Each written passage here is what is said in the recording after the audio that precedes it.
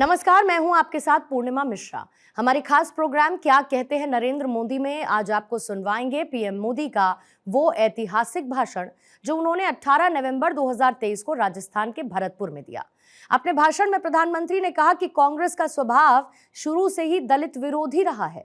ये वही कांग्रेस है जिसने रामनाथ कोविंद जी का विरोध किया था। ये वही कांग्रेस है जिसने बाबा साहेब अंबेडकर को हमेशा अपमानित किया और दो बार बाबा साहेब को चुनाव में हराया। जबकि बीजेपी बाबा साहेब से जुड़े पुण्य स्थलों को पंच तीर्थ के तौर पर विकसित कर रही है। मेरे परिवारजनों, एक तरफ तो भारत दुनिया में अग्रणी बन रहा है, दूसरी तरफ राजस्थान में बीते 5 वर्ष में क्या हुआ?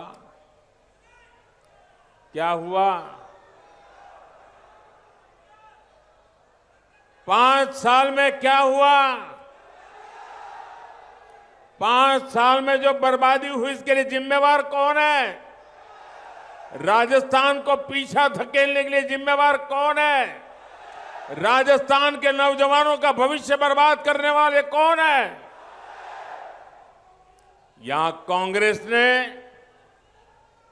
राजस्थान को भ्रष्टाचार, दंगों और अपराधों में अग्रणी बना दिया है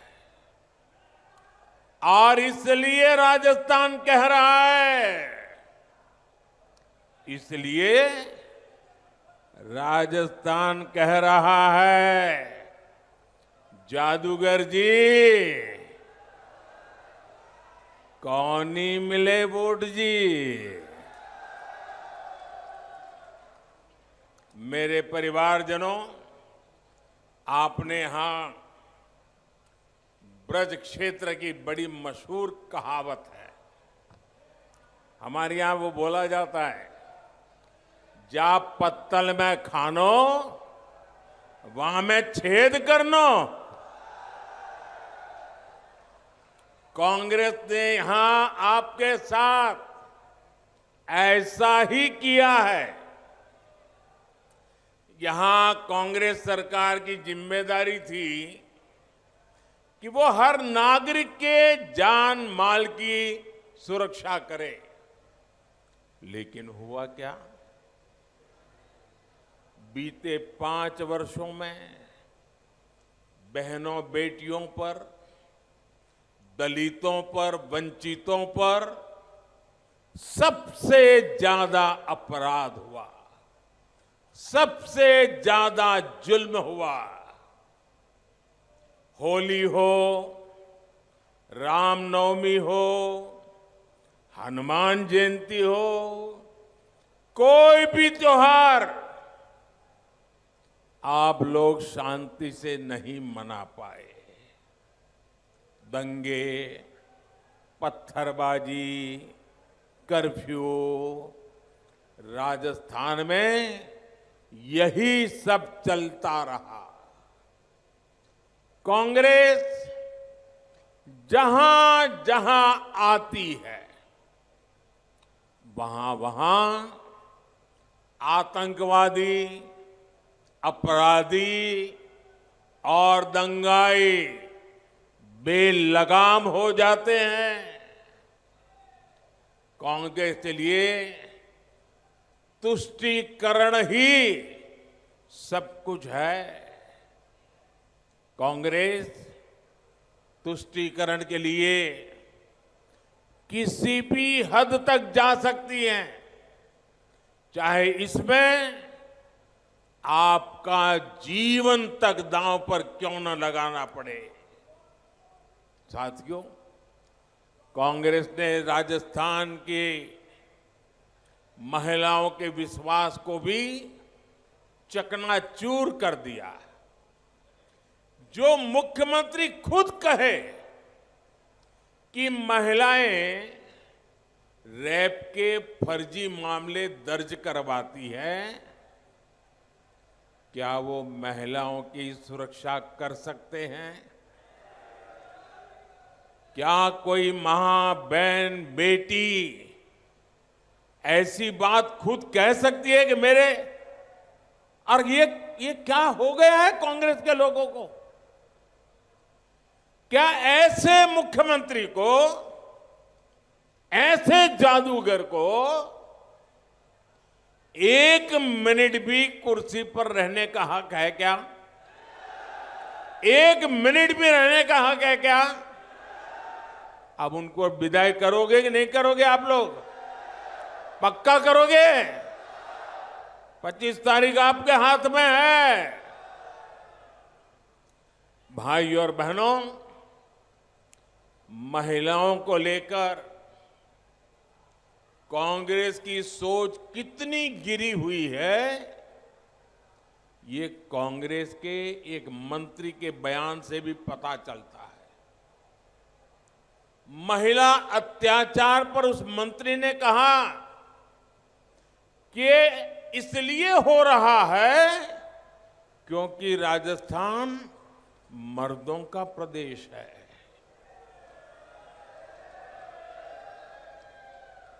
डूब मरो कांग्रेस के लोगों, डूब मरो।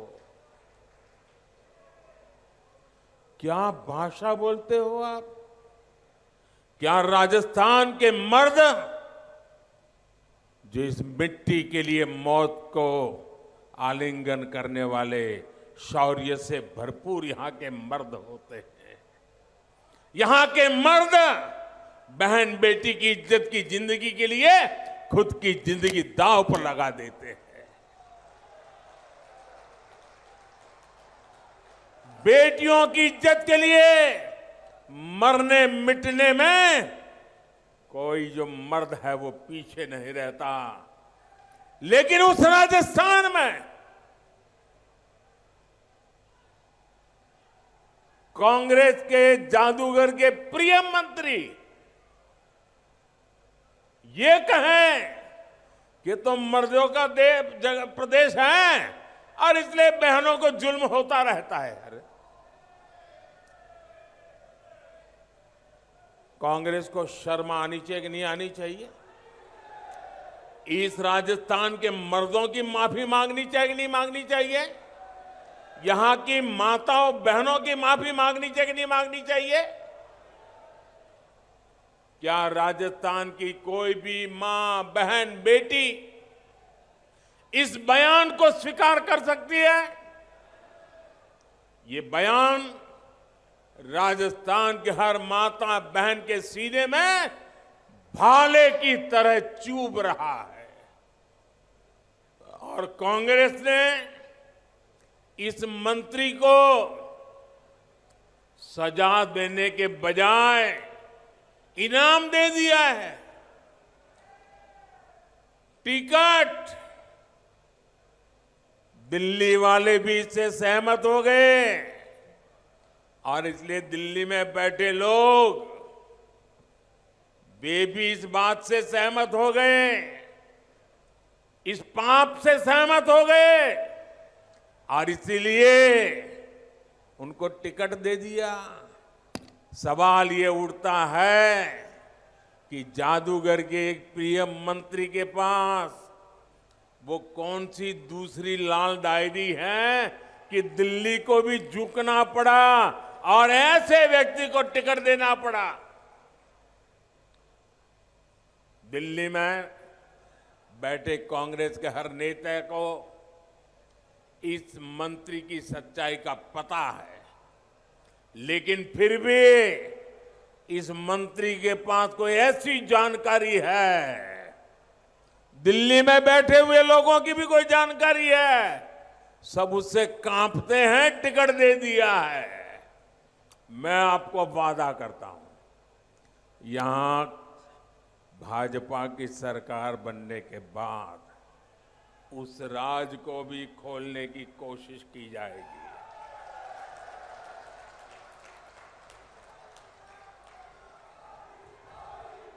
मेरे साथियों,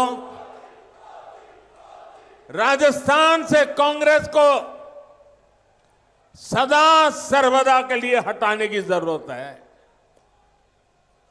और हटाने का मतलब सिर्फ आपकी विधानसभा में उसका पराजय हो जाए इतना नहीं है। जैसे दिवाली के त्योहारों में वैसे तो हमारी माताएं बहनें घर में सफाई रोजाना करती है, लेकिन दिवाली के समय कोने कोने से छोटी छोटी जगह से भी इतनी सफाई करती है, घर को चमका देती है।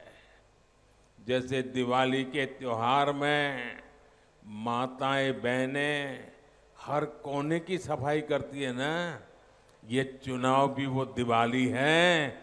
हमने ऐसी सफाई करनी है, किसी कोने में भी कांग्रेस बचनी नहीं चाहिए।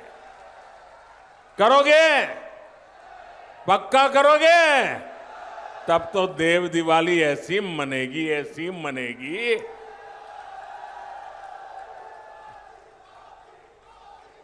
साथियों, कांग्रेस के शासन में दलितों के खिलाफ भी अत्याचार के नए रिकॉर्ड बन रहे हैं।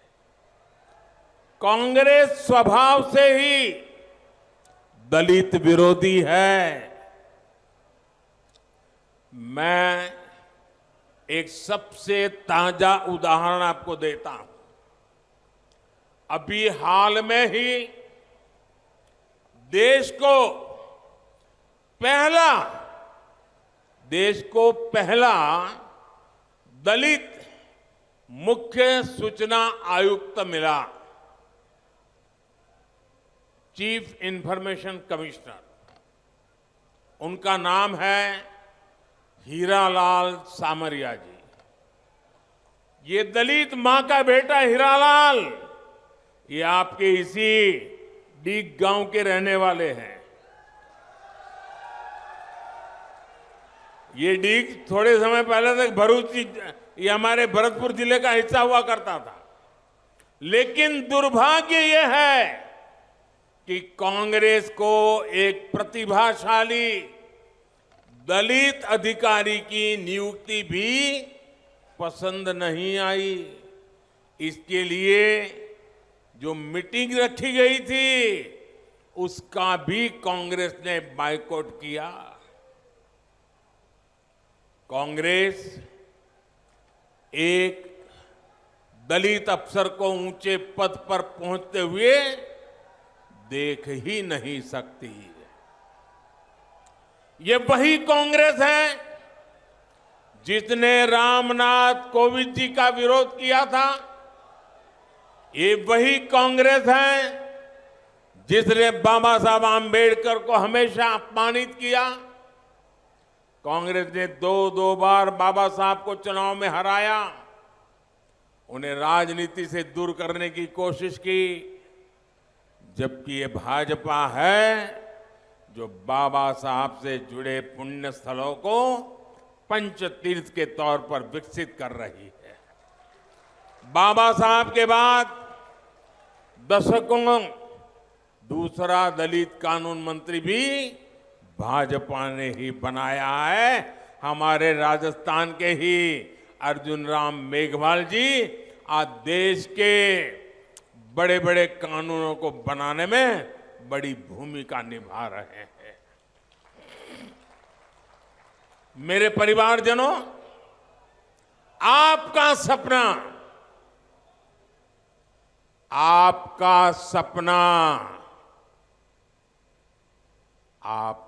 सपना ही मोदी का संकल्प है।